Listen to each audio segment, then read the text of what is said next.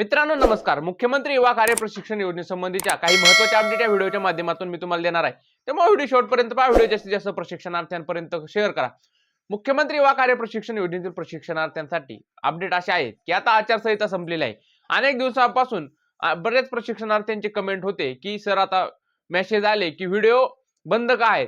तर सध्या आचारसंहिता चालू असल्यामुळे तर मागील काळात जिल्हा परिषद पंचायत समितीच्या निवडणुका असल्यामुळे आचारसंहिता चालू होती आणि या आचारसंहितांमध्ये व्हिडिओ बनवण्यासारखं काहीच नव्हतं, कारण सर्व नेतृत्व हे आचारसंहिता असल्यामुळे त्यांनी सर्व दौरे वगैरे स्थगित केले होते. पण आता आचारसंहिता संपलेली आहे आणि नेतृत्व पुन्हा एकदा त्याच जोमाने या जी लढाई आहे प्रशिक्षणार्थ्यांची या लढाईमध्ये उतरलेले आहेत. त्यासाठी बालाजी पाटील चाकूरकर साहेब यांनी महाराष्ट्रव्यापी दौरा सुरू केला होता. मागील व्हिडिओमध्ये मी सांगितलं होतं आणि तो दौरा सुरूच आहे. काल त्यांनी वाशिम जिल्ह्याला भेट दिली. तिथे त्यांचा मोठ्या प्रमाणात सत्कार करण्यात आला आणि पुढील महत्त्वाचे अपडेट आहे की पगार कधी होणार.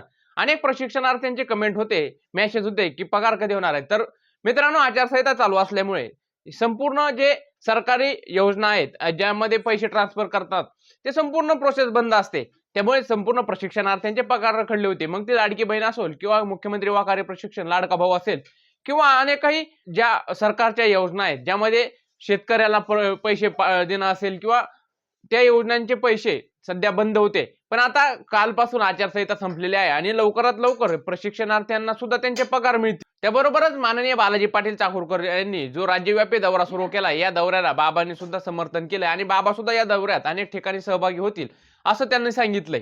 त्याबरोबरच तुकाराम बाबा यांनी स्वतः आज सांगली येथे पत्रकार परिषद घेणार आहेत असं त्यांनी सांगितलं. या पत्रकार परिषदेत ते संपूर्ण या मुख्यमंत्री युवा कार्य प्रशिक्षण योजनेतील प्रशिक्षणार्थ्यांच्या ज्या मागण्या असतील त्यासाठी सरकारने जे त्यांना आश्वासन दिले होते त्यासंबंधी ते सरकारला अल्टिमेटम देतील आणि आज दिवसभरात ते 2 ते 3 आमदारांच्या भेटीगाठी सुद्धा घेणार आहेत.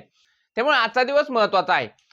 तर मित्रांनो ह्याच अपडेट होत्या मुख्यमंत्री युवा कार्य प्रशिक्षण योजनेसंबंधीच्या विविध मागण्यांसाठी. आता पुन्हा हे आंदोलन सुरू होतील. ज्या प्रकारे सरकारने या मुख्यमंत्री युवा कार्य प्रशिक्षण योजनेतील प्रशिक्षणार्थ्यांवरती अन्याय केलाय त्यासाठी पुन्हा एकदा ज्या ठिकाणी हे आंदोलन स्थगित करण्यात आले होते त्याच जोमाने सुरू करण्यात येतील. आचारसंहिता संपलेल्या आहेत. वेगवेगळ्या व्हिडिओच्या माध्यमातून संपूर्ण अपडेट आपल्या चॅनलच्या माध्यमातून मी तुमच्यापर्यंत पोहोचवण्याचं काम करणार आहे. त्यामुळे चॅनलला सबस्क्राईब करून ठेवा. आजच्या व्हिडिओमध्ये इथेच थांबू. भेटू नवीन अपडेट्ससह नवीन व्हिडिओमध्ये. तोपर्यंत धन्यवाद.